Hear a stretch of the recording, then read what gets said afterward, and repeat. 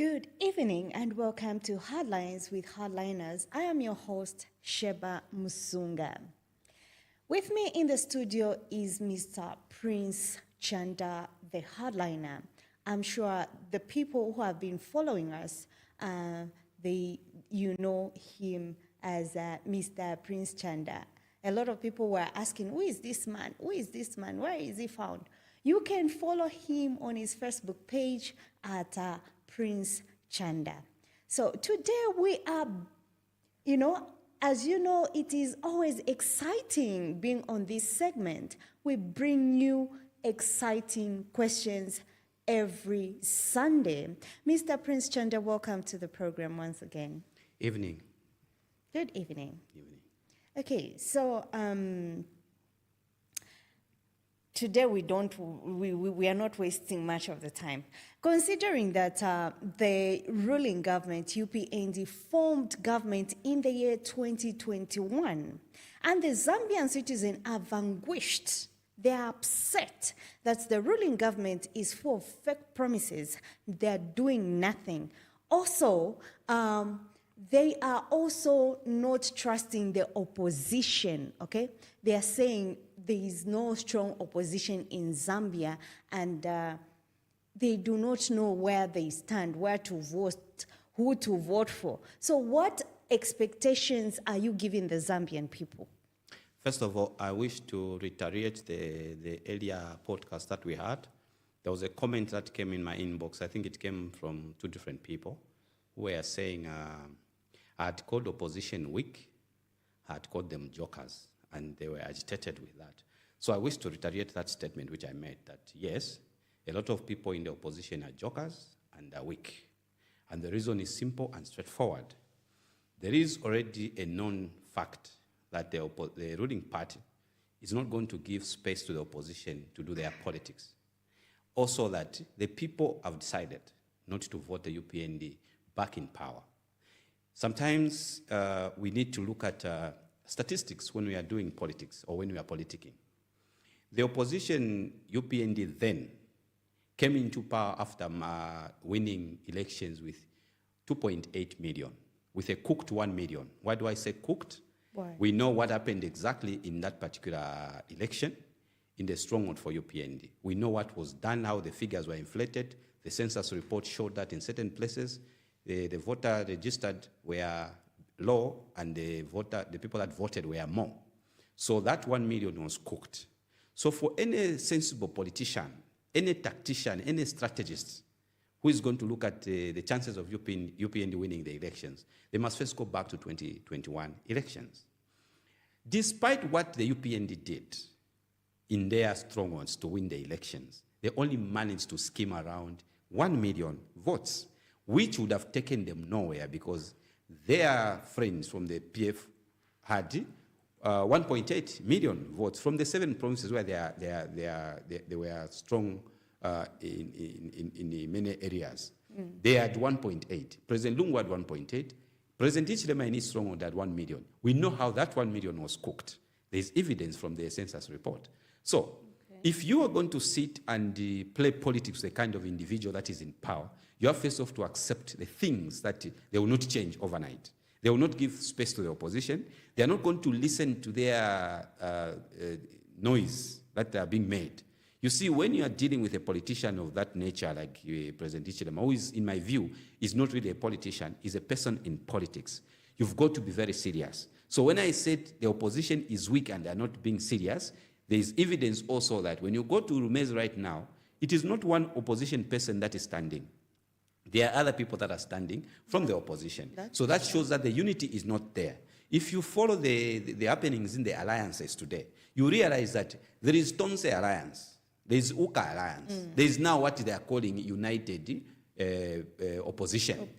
That shows that there is secus, there is no unity. Why? It's because some people are just scheming against others, and some are just hoping that they could be made presidents with the influence of other people that are strong on the ground. So that is why I said the opposition is being weak, because they are weakening themselves. They are excited, most of them, to be president, and that's where the problem is. Coming to your question, you were saying that the people are disgruntled because the UPND has not fulfilled the promises.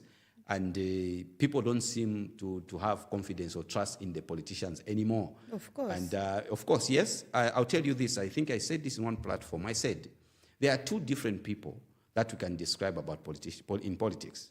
We have people who are in politics, and we have politicians. People who are in politics see things from the commercial standpoint, while as politicians see things from, politicians are people-centered. Every person who is a politician is concerned about the well-being of the people. They rise to power because of the support of the people. President Chiluba was a politician. He was a man of the people. President Mwanawasa was a politician. He was a man of the people. President Arabi, he was a man of the people. He was a politician. Why? Because everything that was being done, they were considering the people, the lowest in society. President Sata was a politician. He was concerned about the well-being of people. That's why he managed to win the hearts of some of us to this day, that we have never shook, despite PF losing power, despite Mr. Sata dying, the man that made us love politics. It's because those we grew to know that they are politicians. But when you talk about people in politics, you have President Ichirema. Those are people in politics who see things from commercial standpoint. President Ichirema doesn't care about the people of Zambia.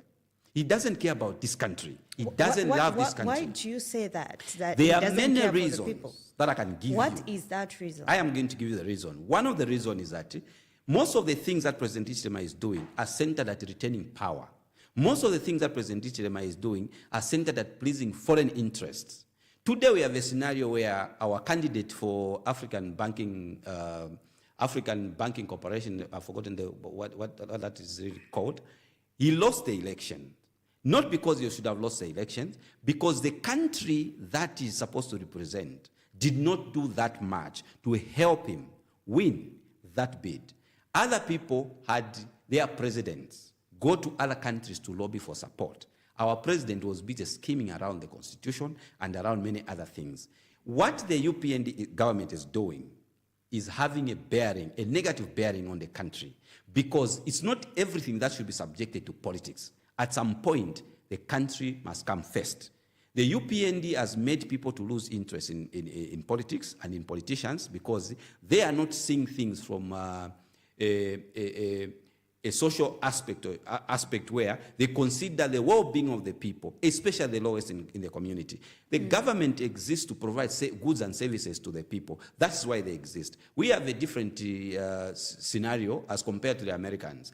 In America, the politicians go into government, they find the policies of that are supposed to be implemented. So even when government changes, there are certain things that this person, let's say former President Biden, would not have done. There are certain things that Trump cannot change. But in our country and in Africa as a whole, we have a situation where the politicians are the one that comes with the policies that the technocrats and the civil servants must implement. As a consequence, we have a scenario where every president that comes in power will not be considerate about good things that are working, that the other people could have done. They want to change things and do things that they want to do. But it is very unfortunate that even things that are supposed to be helpful to the Zambian people, they were stopped because the UPND came into government with vengeance. They wanted to punish everyone that could have made them uncomfortable while they were in opposition. They want to punish everyone that they believed made them lose the election for all the time they were losing election for 23 years. But assuming office with all those numbers that they had in the elections, we would have expected that President Ichirema would have united the country like he claimed President Lungu wasn't uniting the country. But what we are seeing now is that the country is more divided. First of all, the rule of law is not being observed. There are people who are special to others. Even those who are not supposed to be sacrosanct within the government circles are being treated like they are sacrosanct. They can't be fired. But they are doing things that are not in the interest of this country. And I wonder why this is being tolerated. The people of Zambia will lose respect for politicians, and they will lose interest in voting. Now, when you have a scenario where people lose interest in voting, you have the people lose interest in our court, in our judiciary. You have people lose interest in our police. You have people lose interest in our executive. What kind of a country are we creating? What kind of a country or society does the UPN want the Zambian people to live in? So when the Zambian people are expressing those concerns that they are not interested in politics, they can't trust politicians, I understand from a political standpoint. But again, you have a situation where everything that is being done in this country is being done because of politics. The government of UPND is concerned about retaining power, even at the expense of the country. There are so many things that are going on. But the people of Zambia must know that they were given this person that posed as a messiah. He sat in that chair, promised a lot of things to the Zambian people. He was given the mandate, and in that mandate, he has failed lamentably to help the people that he told he was going to help. He told the Zambian people that you be eating 3 times a day, that it will never happen in his tenure where a child will go to sleep without a meal. That is happening. He told the Zambian people that those that are driving, those that are doing businesses, they will have not to worry because the dollar will be dealt with, the exchange rate will be dealt with. You talked about the fuel will be dealt with, the agricultural sector, the farmers should not worry about everything else, but he has failed in all that. He came into power, he found the maize that the friends had kept from many other seasons that were there because the expert advised we may have drought. He started selling those maize. When they were being told to stop selling the maize, the arrogance we saw, the sheer arrogance we saw from the Minister of Agriculture at the time and the President himself was amazing, where they were even telling you and me and the other many Zambian people that the reason why they are selling the maize was because the farmers were not paid.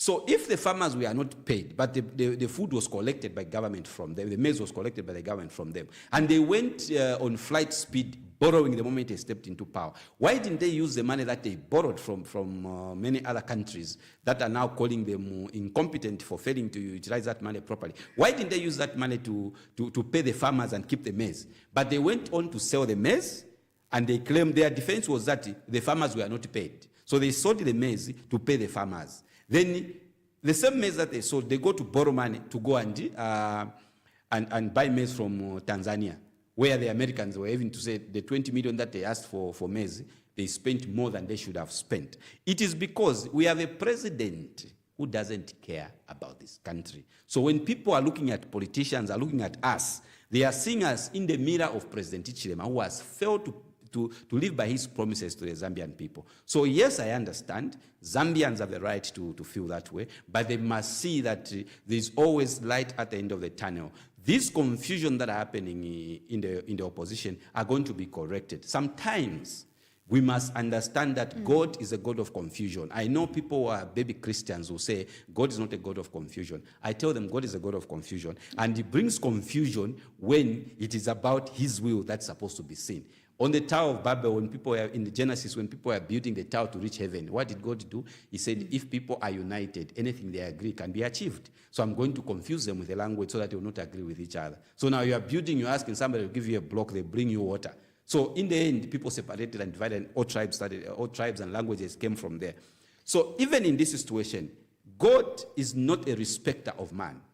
God cannot bow to anything that he created. Whatever that is going on, God is trying to bring out a leader, and that leader is going to put things the way they are supposed to be put. This country will be respected again. The state will be made to wake up from their slumber and begin to do things that are expected for the good of the Zambian. But don't you think it is too late now? Because we are running out of time. When you say, don't I think it's too late, are you saying it's too late for the opposition to reorganize and be able to? Of course. It can be too late. You see, it has been 4 years. The circus that the UPND has caused in this country has been 4 years now. I don't even believe that it's 4 years. If each time when I look at the days that are remaining and the months that are remaining, I feel amazed because the way the 4 years has run fast, it's amazing. The change is going to happen. There is nothing like it's too late. It's not too late. This country is having a 7th president. There were 6 presidents before President Hichilema. The things that are going on in this country are a clear indication that we have a president who doesn't care and love this country. Because even when you look at his pronouncement and his statements on important national matters, you realize that he is actually most of the times quiet. Look at the Namibian president who came into office running. Look at the statements he's making. Presidents are supposed to make statements in defense of their country and their people. That's true. Anyone that you have appointed, it is you that thinks that this one can help me work better.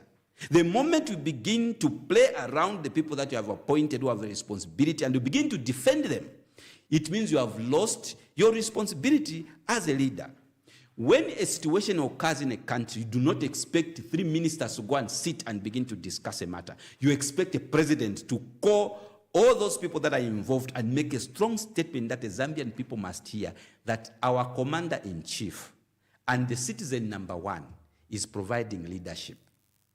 When you see a president chickening out from pronouncing himself strong on matters that affect his country, you must worry. This country in future must begin to put patriotism as a qualification for one to be a president. There are many situations that we have seen other presidents coming on TV and making strong statements. I'll give an example. We've had a scenario where President Mnangagwa went to Russia for a meeting with Vladimir Putin. He made a statement that was clear. He quoted our country and said the Zambian country, our neighbors are maneuvering militarily and all. So we are concerned because they are entering into these alliances, they are acquiring this military hardware and all that. He was concerned about his country. Why did he do that? He felt duty-bound as a president of a sovereign state of Zimbabwe when he felt like his nation was facing a threat from our own doing to militarize our country properly and have modern equipment. It was of concern to him. He traveled and he made that clear. And that was published. Everyone has read that. That is a president of a country feeling uncomfortable with the maneuvering of another country militarily. And he takes a step. What did he do? He went to also look for help so that he doesn't feel threatened. In international relations, that is called security dilemma. A security dilemma is when one member state, one state is preparing itself or positioning its military to modernize and acquire modern weapons and every other things and recruit more people and also enter into alliances. Was that happening here?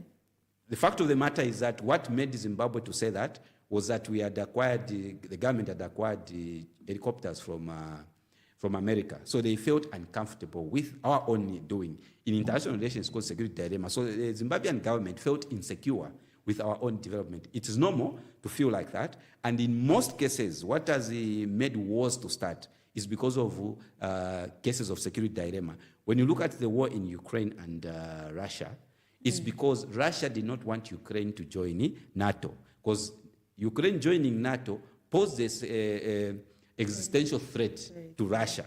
So Russia had to warn Ukraine not to join because they felt insecure that if Ukraine joined that alliance, then there is going to be a threat on their security. So it is normal for a country to feel like that. My point in all that example I'm giving is that a president must step forward and take charge of the country, make pronouncements because people elected him. When the American ambassador was telling us that this government borrowed, was given $8 billion, which they have not used to grow the economy of the country is not growing despite being given that money. In 4 years, the same amount, about 7.5 billion, is almost equivalent to what PF borrowed to build these airports that you see, the roads, the other infrastructure that you see, the same amount of money. Yet our friends borrowed $80 billion, and the people that gave them the money are expressing dissatisfaction that this money has not been used to develop the country. You expect a president either to crack a whip among those that he thinks are the ones that are responsible for failing to utilize that money, or make a statement himself defending his position where that money has gone. The 20 million maize issue, if you remember, I'll take you back. When there was drought in Southern Province, yes, under President Lungu's tenure, President Hichilema had a press conference comparing President Lungu to declare hunger as national disaster. President Lungu refused. He said, declaring hunger as national disaster, it's as good as asking international community to feed us. But the drought that has happened in Southern Province is within the country. There are places where there is no drought, where there is food. So the other places will get food from the other places and feed the people of Southern Province. And that is what was done. But what happened? The same drought happened. And I knew that the moment drought happens or floods or anything else, what President Hichilema would do is declare hunger as national disaster, which he did. When he did that, he attracted people to come on board and give us money to eat. And that's the 20 million that were given to buy maize from Tanzania. Now imagine, you have a predecessor who faces a scenario that you have faced. And he tells you to your face, so we cannot declare hunger, national disaster, because one particular area has got a drought. There are many other areas where we can get food to feed our people on the other side. Then you face the same situation, you quickly go to declare hunger as national disaster. And then people come on board to help you, and then they come and say, we gave you the money for a maize, and you went and did this. The irresponsibility of this government is causing people to doubt politicians. The recklessness and the behavior of government is affecting this country. Government, I keep saying, is a political entity that is headed by elected people. There is a state which is the authority, which gives powers to the government to exercise. But when you have a situation that now escalates from the government behavior to affecting the country, we really expect a lot to be done. As for that, I can assure you, there is still time for opposition to reorganize. There is still time for opposition to stop joking. There is still time for opposition to stop being weak. They must go down to the people. We must go down to the people, explain to the people what has gone wrong and what ought to be done and how best that will be done. Believe you me, I personally did not vote for UPND, and I cannot say I regret voting PF out. You understand? The people that regret voting PF out are those that did not vote for PF, they voted for UPND. So PF has a 1.8 votes intact. The us, who cannot shake. There's a few that could have crossed parties, cross parties. But the 1.8 that voted for PF is intact. The 1.8 that moved from PF stronghold to go and cast a vote for UPND is the one that's in the middle saying that they regret voting for UPND. So we need to go down to the people. We need to ignore this government on certain things and divide ourselves, go on the ground. When I say opposition is not ready, I simply mean, or they are weak. Every political party in an alliance must be election ready. The idea of forming a political party should be to form government, not to help any other political party to form government. That should be the principle of forming a political party. It's because you believe that these objectives I have, or these policies that I want to introduce to the country, will help this country at a certain point. So even if you remain in opposition, you must argue your policies so that one day the government that is in power can begin to steal some of your objectives and implement them. Now, when you have a situation where just a character goes to register a society, register a political party, and keeps a certificate, and waiting to join an alliance, to be addressed as president in the alliance. And when we say these are jokers, somebody begins to catch feelings. That's unacceptable. We should have alliances with political parties that are election ready. What do I mean? If you have, for instance, you have Citizen First. Citizens First was registered as a political party. There should be people that should have believed in Harry Kalaba to say they'll fund him and they'll support him. So when Kalaba is coming to the alliance, he must come with those people and these funders. When you talk about Zambia must prosper, you must look at a political party that should be election ready. They must come to the alliance with members they know can stand and win election in particular constituencies. Yes. They should come with people that believed them, that they can form government and are able to fund them. They should come with them to the alliance. When you have jokers that just forms a political party and get a certificate and come to the alliance to join, and you begin to think you can unseat a person, you want to be tyrant, you are making a very big mistake.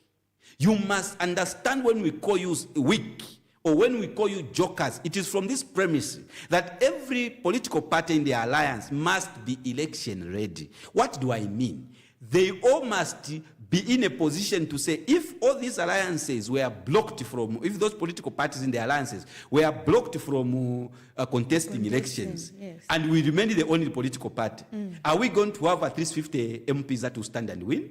That is what I mean. So even when you're negotiating who is going to stand, it should be Citizens First here.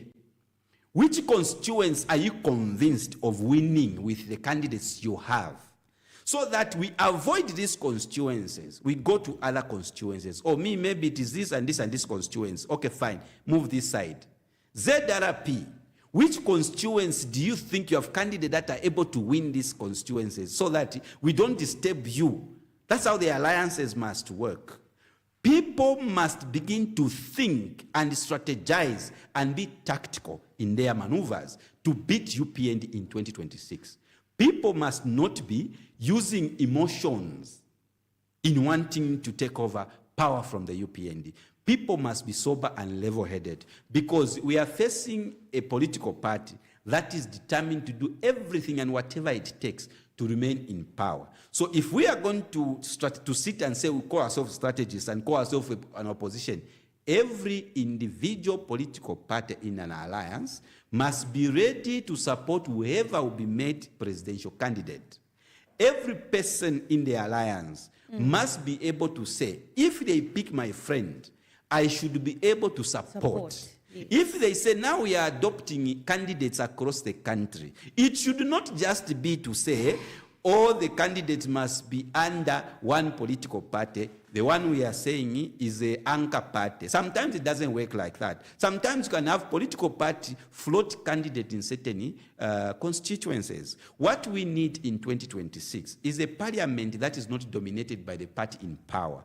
Then the country's laws will be respected because that government will not be able to bulldoze its way into amending constitution like we are seeing today or behaving in a manner that they are behaving because they are going to use arrogance of power. So how arrogance of numbers? So how do you do that? It is now that you begin to identify candidates who are going to stand. That's the first step of being serious. Second, each political party must mobilize its own support base. So that when you say we are an alliance, you are talking about numbers, not individual heads of those people who are leading to Ntemba political parties. I will say that for the hardliner that I am, there is no one who can claim to have a role to the hardliner that I am. So even if you feel my opinion is too strong, you can't stomach it. Come to me and tell me what I think. Then I will sit with you and tell you what needs to be done from my expectations. When I'm issuing these statements, I'm issuing them based on the experience that I have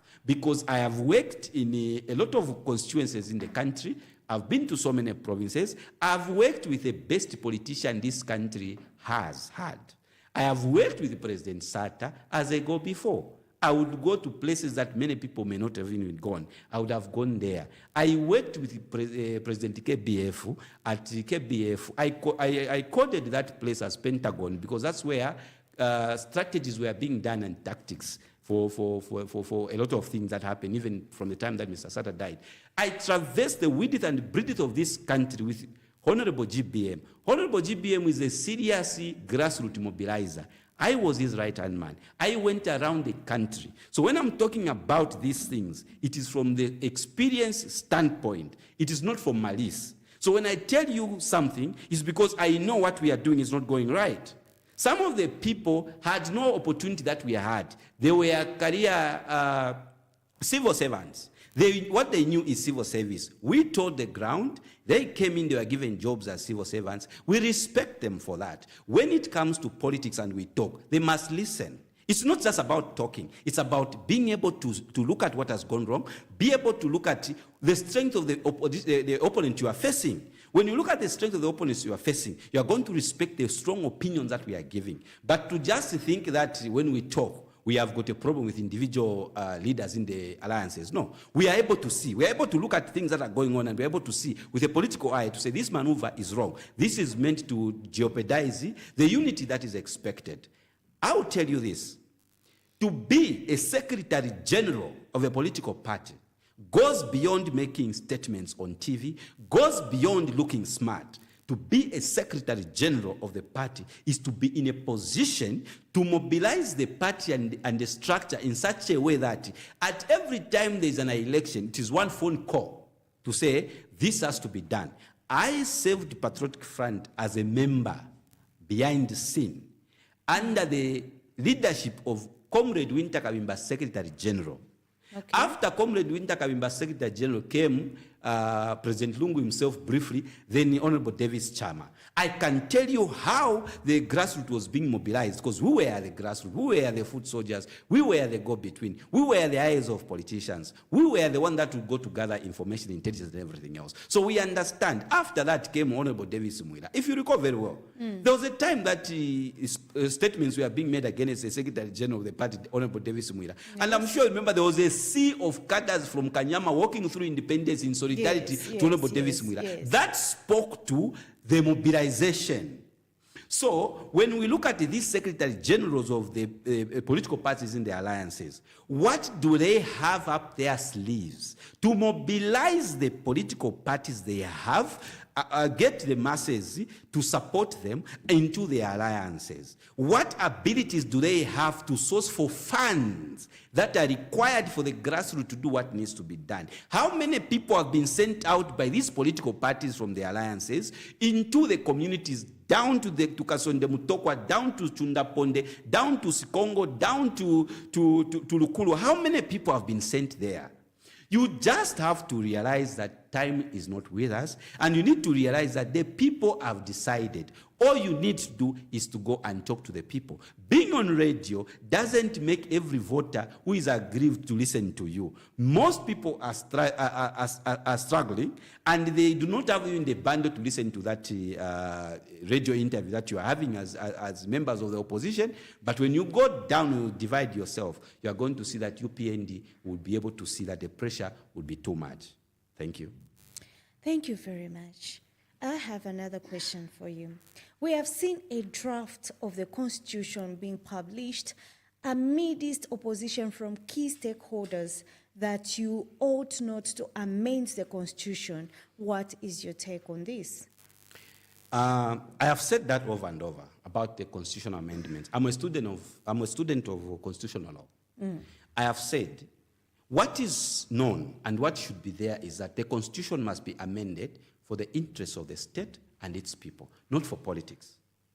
The opposition is arguing, objectively so, that the procedure of amending the Constitution is laid down. Consensus is where every stakeholder agrees to the amendment.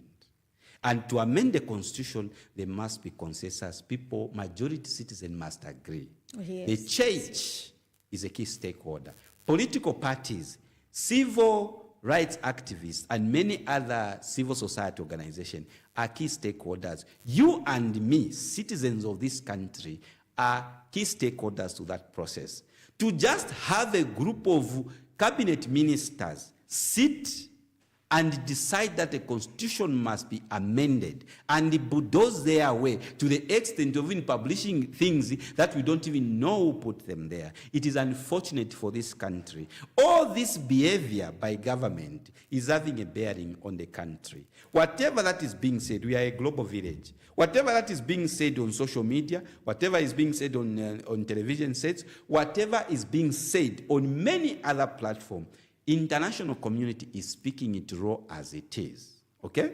Meaning that the world is watching how this government with impunity and arrogance is trying to amend a sacred document against procedure. That affects the relationship of our country with many other relationships, countries that value democracy. Zambia is a constitutional democracy. The will of the majority is what should prevail. In the end, the consequences of democracy is that the majority must have a say. The decision of the majority is what must suffice. Democracy is the rule of the people, by the people, and for the people. So if you look at the process that is being undertaken now, you can see that the people are not involved. When we talk about the church being the major stakeholders, one go to gather women, 35,000 women, Dorcas women, and coerce a few pastors from that church to make a pronouncement that we have seen nothing wrong in this draft constitution, so that you now go and say the church has agreed. No, the SDA has never been a major player in the issues of governance. They distance themselves from active politics as a church. So gathering those Dorcas women cannot qualify as a ground to say the church have agreed. No, the Catholic Church is a major stakeholder in terms of governance. That's why, as a church, it supports a lot of people and a lot of programs in the country of Zambia and many other countries world over where the church exists. So the issue is that UPND is now aware that in 2026, they are not going to win. 50 plus 1 is not possible. If you look at, they boast to you and me, say, we beat PF by 1 million. And I tell them, that 1 million you talk about from 3 provinces, your stronghold, was cooked. If we are to go by reality, we look at what the census report recorded. We can simply say, okay, that 1 million, you can have maybe 550,000 or 600,000 votes from that 1 million. Then what did your friend have in the 7 provinces? He had 1.8. Then we have the 1.8 from the 7 provinces, because the 1.8 also comes from the 7 provinces, where the UPND was never strong, but people believed in the promises and gave them a vote. So the people in government are not the people that must trouble the opposition on how to beat them, because numbers works against them. Every maneuver that was done in their stronghold only came up with 1 million. The 1.8 needed to come from the stronghold of PF. Those are the ones that are in the middle. There's 1.8 this side, and they cooked 1 million this side. Then there's 1.8 in the middle that listens to your pronouncements and my pronouncements and make a decision. But there's a 1.18 million of us who don't need even to say, what is the President Ichilema saying? We just say, we are PF, and we are voting for PF. We are 1.8 that voted. Then we have the 1 million cooked this side of those that say, no, as we are UPND. Then there's a 1.8 that we are fighting for in the middle. So how does the UPND get that? They can't get it. So what do? They have to bulldoze themselves to the constitutional making process, which is against procedure. And when they do that, they think now they are going to, how do you propose to have 211 plus members of parliament? SUV, those big cars that the MPs drive are very expensive. The UPND government said that they will not use VXs and all those cars they will park. But we see our members of parliament, that's the entitlement. They drive SUVs. Now, when you look at 259 constituencies, looking at where the situation is, it's a scenario where you do something because you know that the members of parliament are going to celebrate. When you delimitate, you divide the constituencies, you are going to have people celebrate. I know because I'm going to be a member of parliament, or maybe I'm going to be getting these incentives, then let's go ahead and amend the constitution. No. There should be a time when certain things should be seen as matters of the country, not the political power, but in power. Today, that constitution that they are pushing, if it succeeds, we will be saying goodbye to democracy. If that constitution goes through, we'll be saying bye to democracy. And when that happens, we will have more isolation from many other countries around the world. The indications from the countries that did not support our candidature in the just ended the African banking elections shows that a lot of people did not support us, including our neighbor Congo, including South Africa and many other countries. Now, what does that say? It says a lot. So now you go ahead to choke democracy in a country which is known globally as a beacon of democracy and beacon of peace. Zambia has been recognized as such. When it comes to democracy, we have had situations where opposition wins the elections from the incumbents, the incumbent political party, and instruments of power are handed over peacefully. In 1991, you opposition MMD won. Instrument of power was handed over by Kaunda. In 2011, President Satan, opposition leader, won the election. Instruments of power were handed over. That's democracy.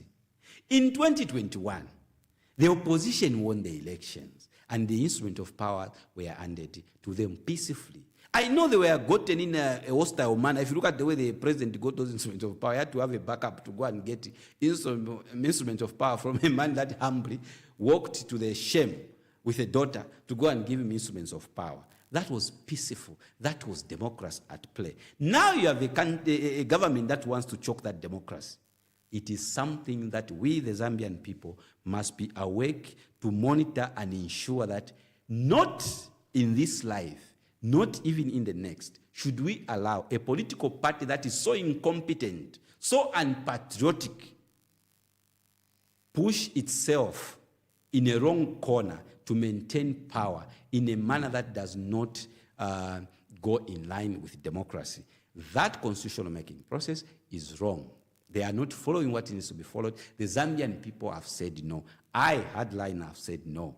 I am a citizen of this country. The preamble says, we, the Zambian people, give ourselves this constitution to be governed by. It is that constitution that gives President Hichilema legitimacy as a president.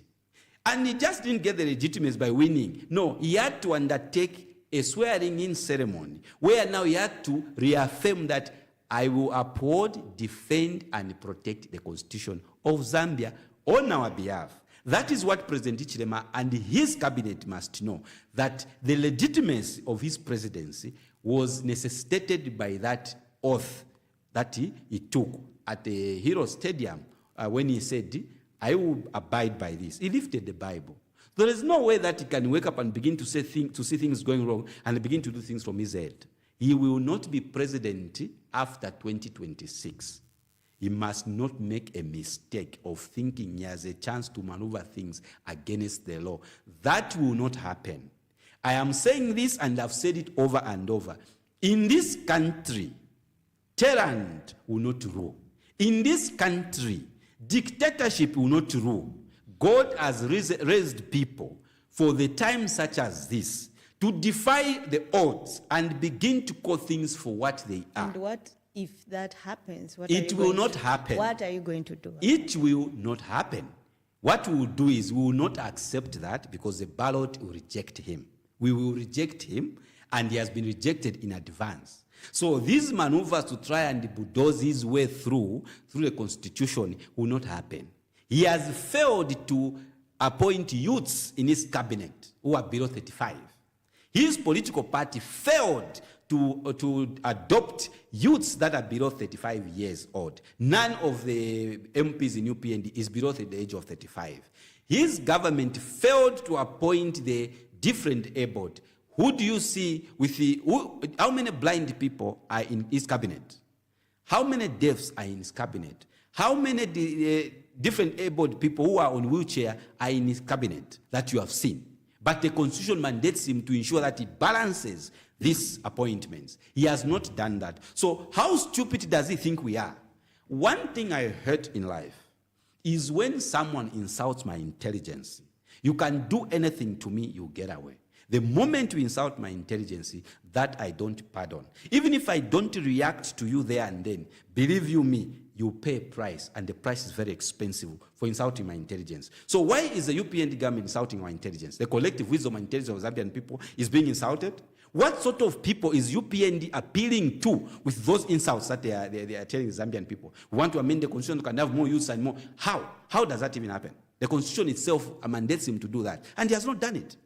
So apart from the promises that he made that he has failed to fulfill, he wants to make more promises that I'm going to appoint these people. What is the age? He was telling us that he was going to reduce cabinet. How many cabinet ministers he got? Over 28.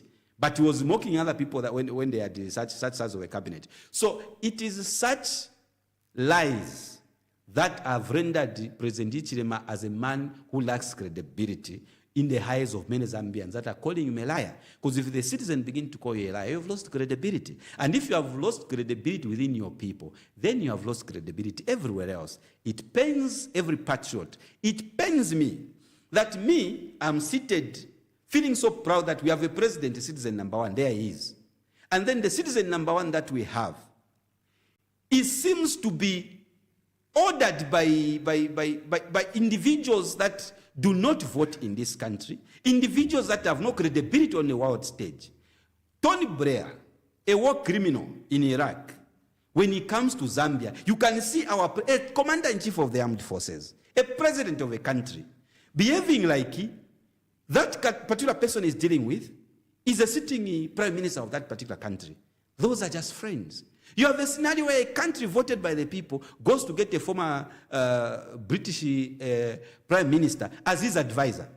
If you have too many advisors, then that speaks to the fact that you are not that special.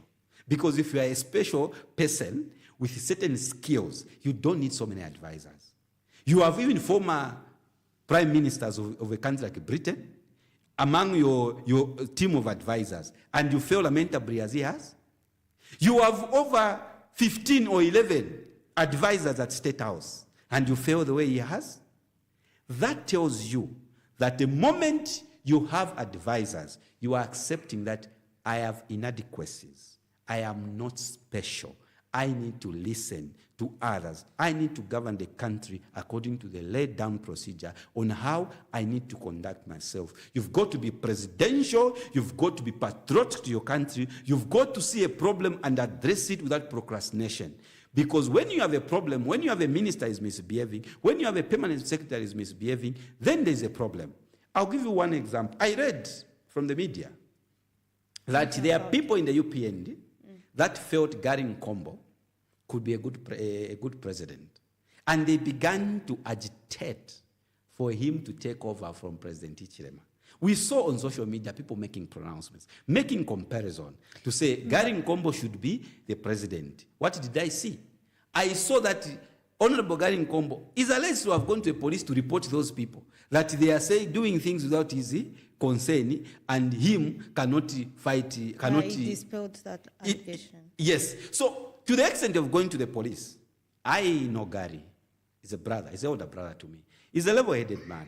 But even when he acts like that, I understand very much that he has to do that because in UPND, there is what I call a cult following like, you know, even in church, you have people that follow people in a manner. You know, I give that example because it is only in a setup of a cult that you cannot go against a leader. You understand? Because there are certain rules, there are consequences that you face immediately. But it is shocking that in a political party where there is democracy, you have a person, people expressing their opinion that you can be better than this leader. And then that person goes to report to the people to say, hey, these are not my ideas. I feel very sorry for my brother because a lot of people believe in him. A lot of people believe that he can be a better president. But again, I must understand Gary. Gary presided over a ministry of local government, and that ministry is still to deliver 156 ambulances. Only 11 have been delivered. So I think maybe Gary is trying to take his time to help out into the delivery of those ambulances. So I think dragging him in that politics, I understand him. Dragging him in that politics, I think is not politically correct. So if those people are politically incorrect, maybe just needed to talk to them than report to the police. Because tomorrow, President Hichilema might just wake up and say, okay, I'm not standing. Who is going to stand? So would people go for Gary who has refused openly? They'll look elsewhere. So for me, the democracy that we preach, the democracy that we enjoy in Patriotic Front, to sit here and talk the way I'm talking, must be reflected in the party in power. People in UPN must be able to express themselves freely on who they support. Someone told me that is a loyalty that is lacking in PF, where when people are scheming against a leader, those people must be dealt with decisively. No, not in a democracy. The only thing that must not happen is when people are scheming against other leaders in a bad way. But if you are just positioning yourself saying, I'll be president, that is not wrong. So for me, we need to pay attention to certain acts such as the one for my brother Gary when he refuses that I'm not in any way aspiring. It's not you that has taught the people. It's the people that are seeing a leader in you. So that, for me, spoke to the fact that the same dictatorship we are talking about in government is extending to the political party. By that very gesture, we must ensure that democracy prevails in our country. Thank you. That's true. Democracy is very vital for every country, I must say. I have, moving on, I have another question for you. The ruling government alleges that the economy is benevolent, it's doing fine, yet you, the opposition, are saying it is rotten, it is vile, it is, it is worse than before. What do you make of these statements? For me, in a layman's language, I wouldn't want to insult the Zambian people by agreeing that the economy is doing fine, because nothing is trickling down to the Zambian people. ZRA is under collecting the revenue. The government, apart from borrowing, government runs through the revenues that ZRA collects. So, If ZRA is collecting less than they are supposed to collect, less than what they have targeted, how is the economy doing?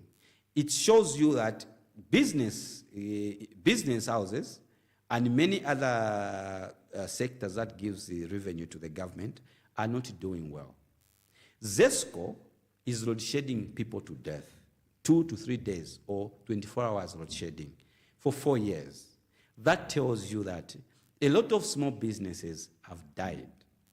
That tells you ZESCO is making a loss. When they are overtaxing, they are putting up high tariffs on a promise that you are going to have 7-hour power restored to you.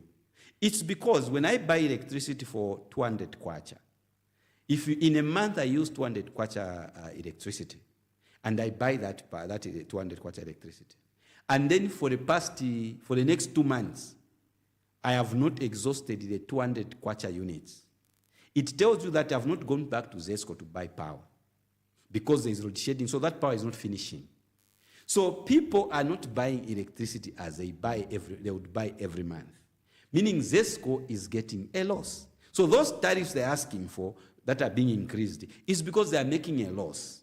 You can buy 500 kwacha electricity, it lasts for 4 months. Why? Because you're not using it, it's not there. It comes at midnight, then it goes at 01 wireless. You are sleeping. So the issue is, you cannot be singing that the economy is doing fine. There must be indicators. It should be something that should trickle down to the people. The common person must feel it. You go and say, yes, minimum was reduced. It has reduced by how much? You said people cannot afford minimum at 140.